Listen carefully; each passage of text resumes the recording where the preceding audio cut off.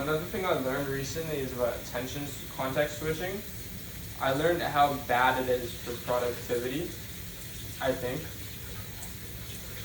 Like for example, I started cold calling yesterday, right? I got my first sale from my business. I fulfilled the service for that sale, so I'm done that. Now I'm looking for my second sale. I'm trying to get it through cold calling. So I started to cold call yesterday. And what I do is I'd look for a lead online using Google Maps, and then I'd call. And then I'd look for another lead, and then I'd call. And I got through 16 cold calls in like 2 hours. And I realized that, that's a horrible way of going about things because my attention is switching. It's going from looking for leads online to calling. Looking for leads to calling. But the proper thing to do is not attention switch. You need to do one and then one. So you have to sit down for 2 hours and all you're doing is on Google Maps, finding leads, putting them into a spreadsheet, finding leads, putting them into a spreadsheet, finding leads, putting them into a spreadsheet. And then once you have, let's say, 200 leads, then the next day you set a time, 8 a.m. to 12 p.m., right? You are not allowed to do anything other than call the numbers in that spreadsheet, and you cannot put down your phone until that 4 hours is up.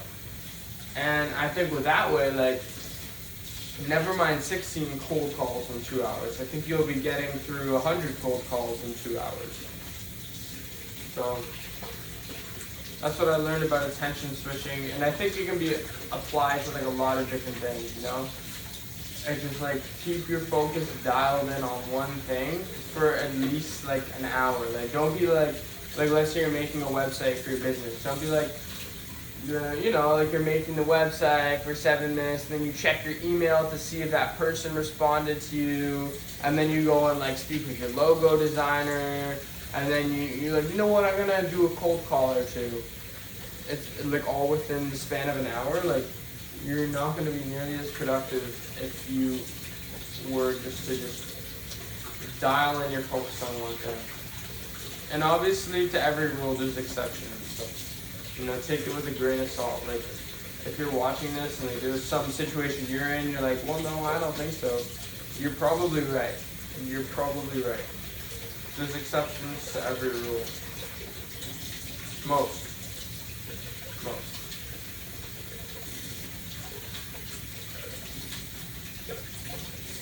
Do you guys use any other substances other than caffeine to focus? I'm actually curious. Cause I was wondering, caffeine has such a nice effect on me. Are there more things like caffeine? Right? Maybe we just haven't discovered them yet. Maybe they're out there. We just haven't discovered them, right?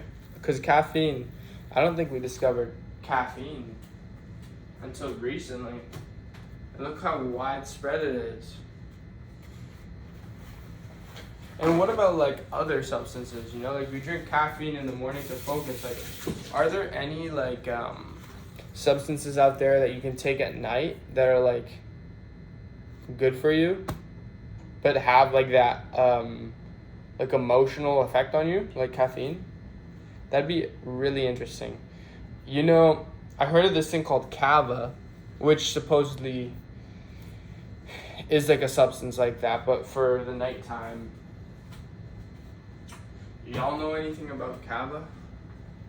Kava root? Who knows? What are going to be the most common substances in 2,000 years from now? That's going to be so interesting. Right now, I think coffee is the most widespread drug, and then maybe after it's nicotine or alcohol. I think it's alcohol. What's it going to be in 2,000 years? Bro, we're going to have I don't even know, some weird type of new drink. Something. The top 3 most widespread substances are going to be completely different in 2,000 years. Watch.